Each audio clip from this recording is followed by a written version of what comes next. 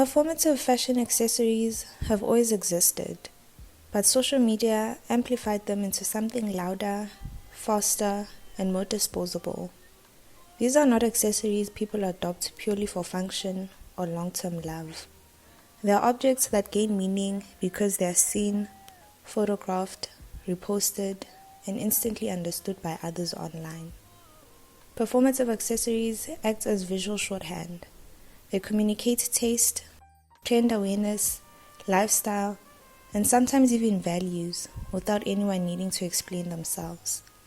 What makes them fascinating is how quickly they rise, how intensely they dominate timelines, and how quietly they disappear once the collective attention shifts.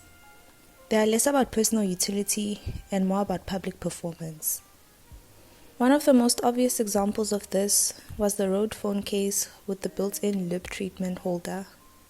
The case itself was minimal. It was matte and clean, and very on-brand for the Rode aesthetic. It wasn't flashy or glossy, which is exactly why it worked. The simplicity made it feel elevated, intentional, and tasteful. When it went viral, it felt unavoidable. Influencers, beauty girls, lifestyle creators, and celebrities all had it. Suddenly, it wasn't just a phone case anymore. It became a symbol. Having it suggested you were into understated beauty. You followed trends closely, and you understood the kind of quiet aesthetic that was dominating at the time. People talked about it like it was an essential, like you couldn't possibly be that girl without it. The actual function of holding lip treatment mattered far less than how it looked in mirror selfies, car photos, and outfit posts. The phone is already a constant in our hands, so attaching a branded beauty item to it turned an everyday object into a curated accessory. Eventually, people stopped posting it. It didn't stop working, and it didn't suddenly become ugly, but it stopped meaning something socially. Once it no longer signaled trend relevance, it faded out of sight. Speaking about phone accessories, the flat, rectangular phone grip with the small suction cups at the back still functions as a quietly performative accessory, even if it's not as dominant as it once was. Unlike pop sockets or bulky grips, this one is ultra minimal and almost invisible, which is exactly why people gravitate toward it. It sticks to mirrors, car dashboards, tables, and walls, allowing people to prop their phones up effortlessly for selfies, TikToks, and outfit photos. What makes it performative isn't just the function, but how clearly it's designed for content creation. Owning one subtly signals that you film yourself, take mirror pictures, and understand the mechanics of being online. It's not something people show off directly, but those who know, know. Having it feels like a behind-the-scenes tool of the influencer lifestyle, even when the person using it isn't an influencer at all. Its relevance now lives in how seamlessly it supports the performance without demanding attention, which is why it continues to exist even as louder accessories come and go. Iced coffee and iced matcha are still very much part of the performative accessory conversation, and arguably some of the strongest examples. At this point, they function almost like fashion items. Holding an iced coffee or matcha in a clear cup has become second nature in photos. Outfit posts, vlogs, thumbnails, and casual selfies often include a drink, even when the drink isn't the focus. Iced coffee suggests productivity, effortlessness, and an on-the-go lifestyle. Matcha often signals wellness, balance, and a softer, more intentional way of living. The drinks are chosen not just for taste, but for what they communicate visually. The color of the matcha, the ice cubes, the straw, the condensation of the cup all contribute to the aesthetic. Sometimes the drink is barely touched, but it still appears in the photo. It becomes a prop, something to hold that makes the image feel complete. In this case, the accessory is temporary, but its role is very real. It adds context, mood, and personality to the image without needing words. Apple AirPods Max had their own very specific moments as a performative fashion accessory. For a while, they showed up in almost every outfit photo, especially airport looks, mirror selfies, and casual street style shots. They were large, recognizable, and expensive, which made them perfect for visual signaling. Wearing them communicated status, taste, and access. People styled outfits around them. They chose specific colors and wore them even when they clearly weren't listening to anything. They oftenly sat loose on the head or around the neck, acting more like jewelry than tech.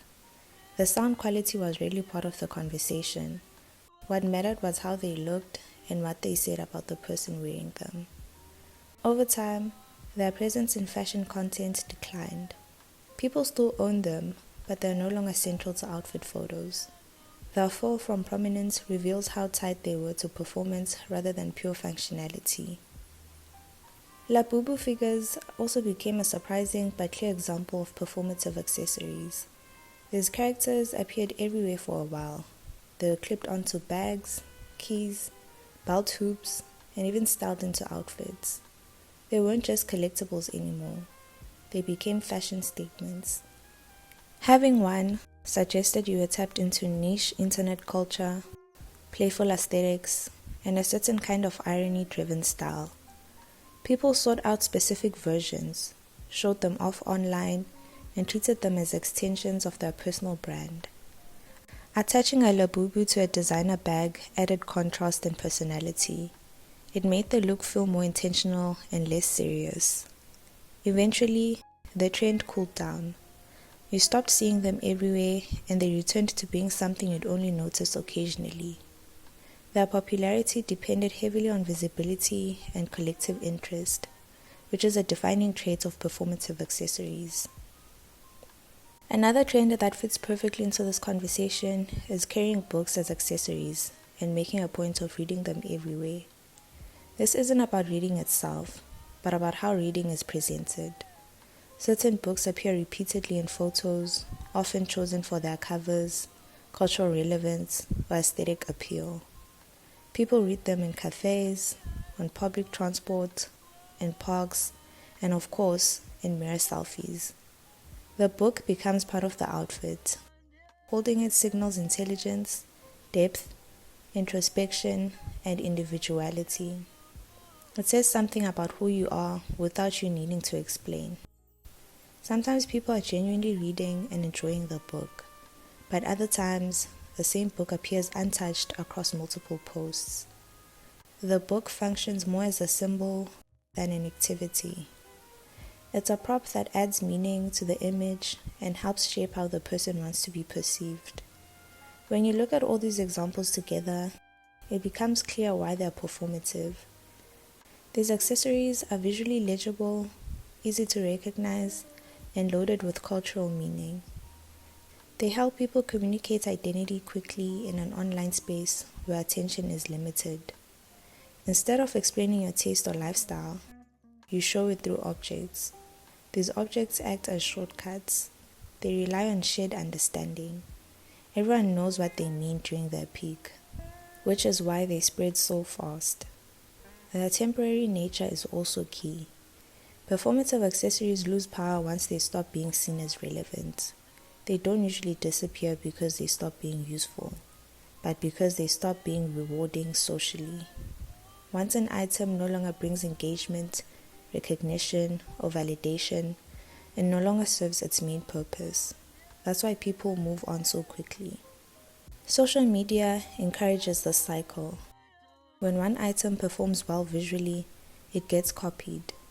Repetition turns into a trend, and the trend turns into a requirement. Not participating can feel like being out of touch, but once everyone has it, it loses its uniqueness, and the cycle resets with something new. Ultimately, performative fashion accessories reveal how much modern style is about storytelling. People aren't just getting dressed. They're constructing narratives about who they are or who they want to be. These accessories help make that story visible. They're not inherently bad or shallow, but they are fleeting.